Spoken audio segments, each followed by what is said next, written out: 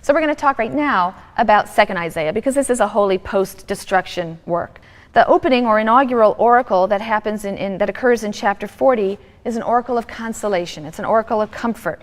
And the prophet sees a straight and level highway prepared in the wilderness for a dramatic procession of Yahweh the shepherd, who will lead his people back to Jerusalem. Very, very famous, made very famous by Handel's Messiah, actually. So chapter 40, taking from various verses in this chapter. Comfort, O comfort my people, says your God. Speak tenderly to Jerusalem, and declare to her that her term of service is over, that her iniquity is expiated, for she has received at the hand of the Lord double for all her sins. A voice rings out, clear in the desert a road for the Lord, level in the wilderness a highway for our God. Let every valley be raised, every hill and mount made low. Let the rugged ground become level, and the ridges become a plain. The presence of the Lord shall appear, and all flesh as one shall behold, for the Lord himself has spoken.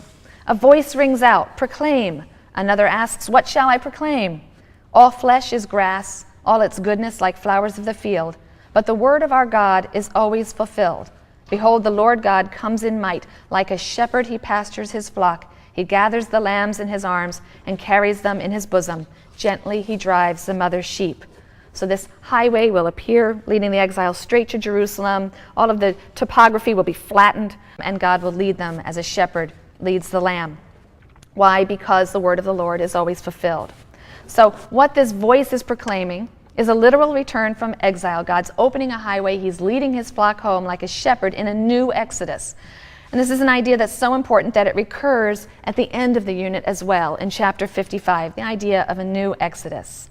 A second key theme that sounded at the beginning and end of the unit again, so it happens in chapter 40, and again in chapter 55, is this idea that the word of our God is always fulfilled.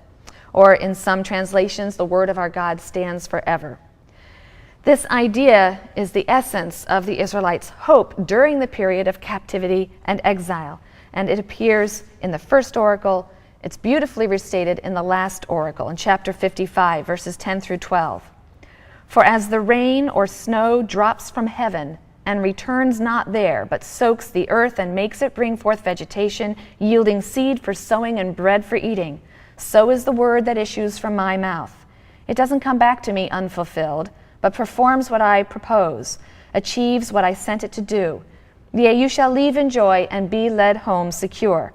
Before you, mount and hill shall shout aloud, and all the trees of the field shall clap their hands. So the everlasting word of the Lord, its guaranteed fulfillment, specifically to bring his people home in a new exodus. These are ideas. They form an envelope or an inclusio, that kind of literary structure where something is mentioned at the beginning and again at the end, to form an inclusio or an envelope around the entire unit of 2nd Isaiah.